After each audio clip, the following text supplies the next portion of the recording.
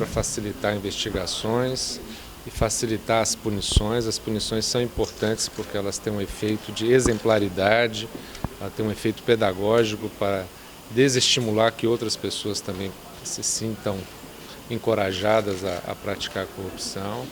É preciso educar a população e as crianças para que não aceitar a corrupção como algo natural, como um destino histórico do povo brasileiro. Nós é que devemos escolher os mais elevados padrões se nós quisermos ter um país de primeiro mundo. Doutor Júlio, uma das punições aos maus gestores, aos que desviam, é a devolução daquele dinheiro público que é desviado. E aí quase 95% dos casos não se verifica essa devolução. Isso facilita, evidentemente, a corrupção? A devolução em si ela não é uma punição, ela é uma necessidade de reparação do dano. A punição são multas, prisão, outras sanções.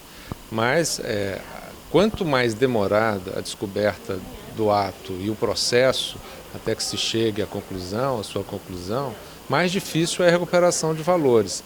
Daí que uma das 10 medidas contra a corrupção tem justamente a finalidade de facilitar o bloqueio de bens e a recuperação de ativos e a venda de ativos, mesmo antes da conclusão do processo, para garantir a reparação do dano. Como você analisa? Para a sociedade é mais importante que esse dinheiro seja devolvido que o gestor seja preso, porque aí recupera-se o dinheiro que foi desviado. Não, as duas questões são igualmente necessárias, porque só a devolução do recurso sem punição adequada não vai ter a função de desencorajar novas práticas, porque aquele ali foi pego, mas e os outros que não forem pegos, né?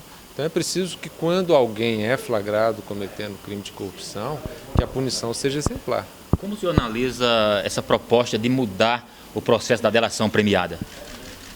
É preciso muito cuidado, a sociedade tem que estar muito atenta a possíveis retrocessos neste instrumento de investigação.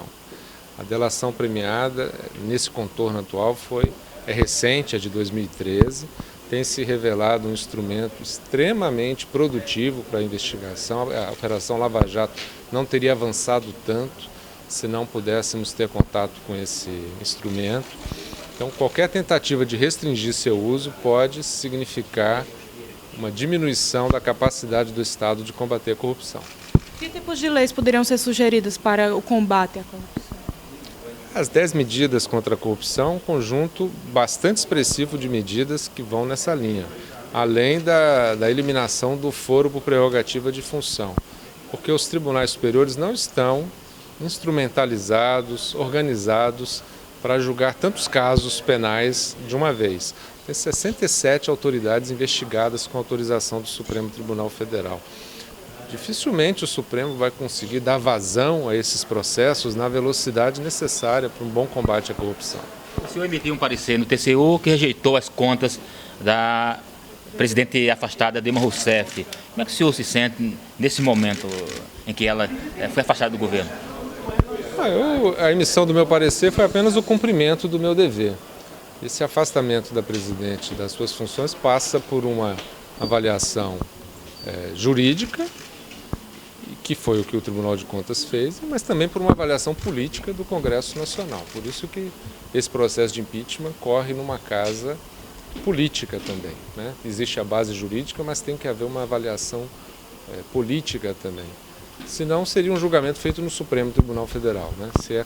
Se esse julgamento é cometido ao Senado Federal, é porque a Constituição quer que esse julgamento tenha essas duas dimensões, a jurídica e a política. Pelo que vem sendo divulgado no país com relação à Lava Jato, com relação a interferências de políticos nessa operação, o senhor acredita que ela deva ser barrada ou não? Eu acredito que não. Acredito que não há espaço para interferência política na Lava Jato. Os membros do Ministério Público estão agindo com toda a independência, infensos a qualquer tipo de argumentação política, de conveniência de investigar alguém ou deixar de investigar outra pessoa, isso não existe.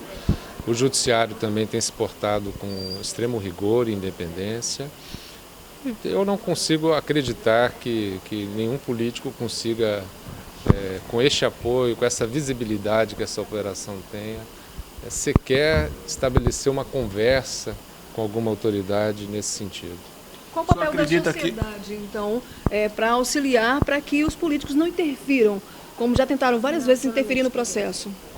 Acho que a sociedade tem que estar atenta, vigilante, cobrando de todos os órgãos, do Ministério Público, do Judiciário, dos próprios parlamentares, uma postura de combate sempre efetiva à corrupção, o mais rápido possível. A aprovação de leis que garantam e não que signifiquem retrocesso no combate à corrupção. Que o Ministério Público seja célere e diligente, que o Judiciário também dê uma resposta à sociedade num prazo razoável. Você acredita que a partir de operações como a Lava Jato, por exemplo, e o afastamento da autoridade maior do país, a presidente Dilma, o país pode estar dando um grande passo em relação a essa chaga que é a corrupção? A Operação Lava Jato, sem dúvida, traz um grande avanço à corrupção, no combate à corrupção, porque ela mostra que é possível combater, com instrumentos de investigação adequados, com um judiciário célere, diligente, é possível dar uma resposta que a sociedade clama. A questão do afastamento da presidente tem outra razão de ser, né? O afastamento não se deu por envolvimento com a Operação Lava Jato, mas pelo cometimento de crimes de responsabilidade relacionados à gestão fiscal do país. Mas também é importante porque mostra que todos estão sujeitos às leis. A mais alta autoridade da República se submete às leis e às sanções previstas no ordenamento jurídico. Então tem um efeito pedagógico importante. Procurador, o impeachment cabe a partir das contas da Dilma? Não, o impeachment cabe a partir do cometimento de crimes de responsabilidade, independentemente do julgamento das contas. Houveram esses crimes? Na minha avaliação, sim. Então ela pode, sim, sofrer o impeachment? Na minha avaliação, os crimes estão bem configurados, como eu mostrei na comissão do Senado. Foram cometidos crimes tanto quanto com violações à lei de responsabilidade fiscal e também com a emissão de decretos sem autorização, decretos de abertura de créditos orçamentários sem prévia autorização do Congresso Nacional. Além do impedimento, ela pode sofrer outras punições do Judiciário? Se houver o oferecimento de ações por parte do Procurador-Geral da República, sim. Houve cometimento de crime de responsabilidade por conta do hoje presidente em exercício, Michel Temer? Como alguém fala? Não, eu não identifiquei nenhum. Porque se fala que também assinou os mesmos decretos. Veja, em 2015 não houve assinatura de nenhum decreto na mesma situação que a presidente Dilma. Os decretos assinados pelo presidente em exercício Michel Temer em 2015 se equiparam a vários outros da presidente Dilma, também anteriores ao envio do projeto de lei de alteração da meta e que não são considerados irregulares, porque até aquele momento não estava evidenciado o descumprimento da meta fiscal.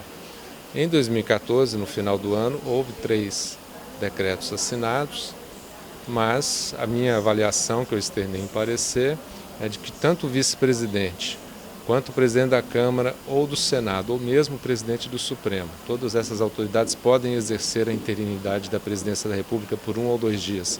Se essas autoridades assinarem decretos nesse momento, não se pode atribuir a elas a responsabilidade por esses decretos, ainda mais um crime de responsabilidade, porque são todos preparados e conduzidos pela equipe escolhida, indicada e administrada pela titular do cargo.